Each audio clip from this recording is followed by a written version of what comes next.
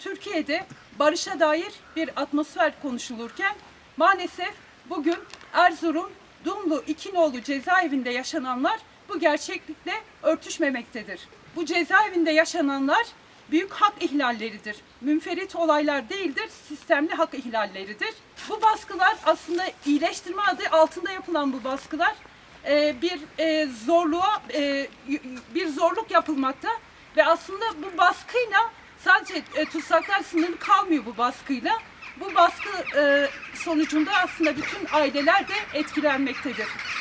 Her gün çocuğunun, evlatlarının yani insan onuruna yakışır bir biçimde yaşam sürdürüp sürdürmediğini noktasında kaygılanan aileler içinde dolayısıyla onların yüreklerine de barış maalesef nakşedilmiyor.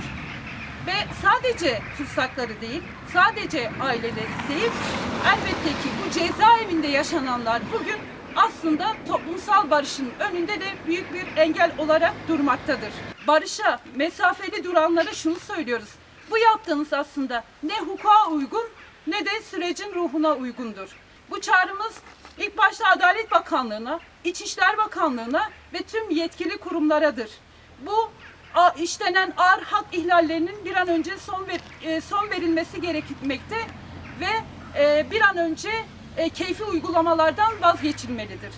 Türkiye'de barışın tesis edilmesi ve demokratik toplumun inşası yönünde yürütülen süreç, hukukun üstünlüğü ve insan haklarına dayalı bir düzenin kurulmasını zorunlu kılmaktadır. Anayasa, uluslararası insan hakları sözleşmeleri ve tarafı olunan hukuki yükümlülükler, devletin tüm kurumlarını kişi onurunu korumak, keyfi uygulamalara son vermek ve özgürlükleri güvence altına almakla yükümlü kılmaktadır.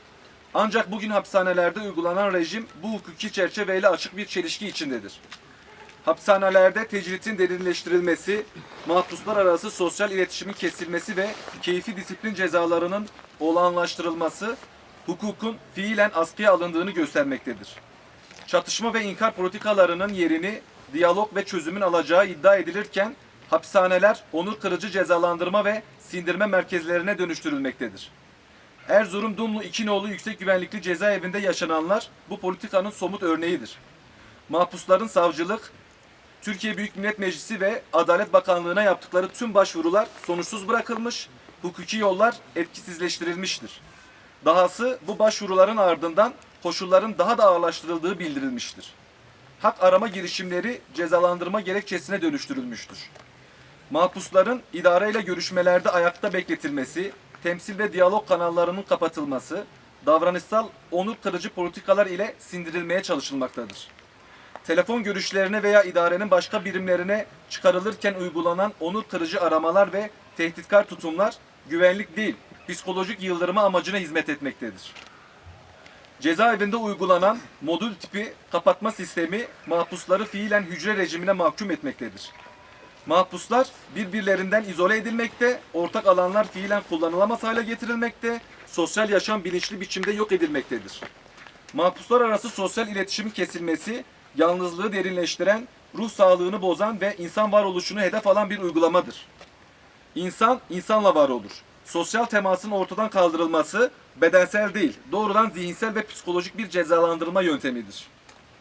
Havalandırma sürelerinin 1 saate düşürülmesi, atölye çalışmalarının yarıya indirilmesi, spor ve sosyal faaliyetlerin fiilen ortadan kaldırılması, mahpusların yalnızca özgürlüğünü değil, yaşam hakkını da sınırlandırmaktadır. Bu uygulamalar mahpusları kapalı alanlara hapsederek nefessiz bırakmakta, fiziksel çöküşü ve psikolojik yıkımı hızlandırmaktadır. Keyfi disiplin soruşturmaları ise cezaevinde baskının temel aracına dönüşmüştür.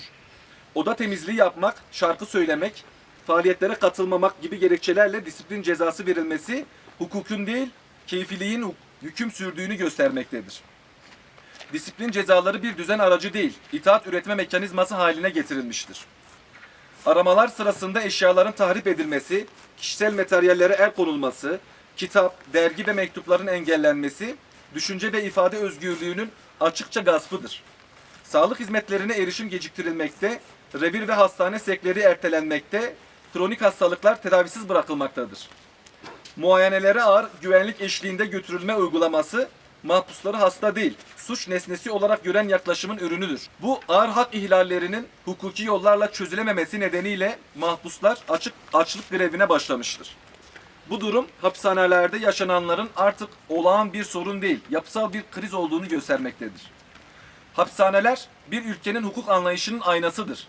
Bugün aynada görünen şey adalet değil, tecrit, keyfilik ve insan onurunun sistematik biçimde çiğnenmesidir.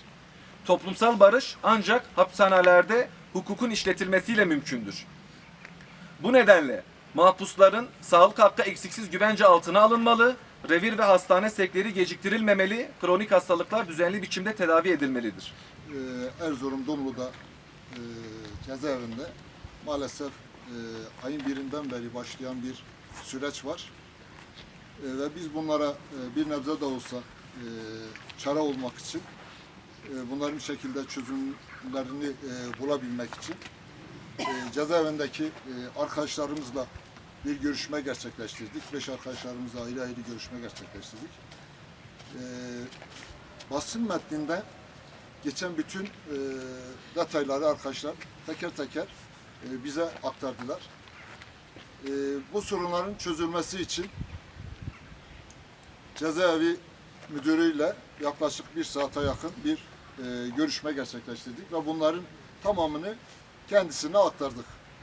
Yani bu ülkede uzun süredir yaşanan sıkıntılardan dolayı, yaşanan ölümlerden, katliamlardan dolayı başlayan bir süreç var. Bu sürecin ruhuna uygun olarak cezaevleri yönetimleri de, cezaevleri idarecileri de bunu bilen bir yerde cezaevlerinde tutulan insanlara bir yaklaşım göstermesi lazım. Burada anlatılanların birçoğu keyfi şeyler. Gerek yönetim, gerekse orada çalışan diğer güvenlikçi, gardiyan arkadaşlar. Yani bunlar bize anlattıkları keyfi muamele yapıyorlar. Bunların hukukta yeri yoktur. Bunlar doğru şeyler değil. Yasalar bellidir, kanunlar bellidir.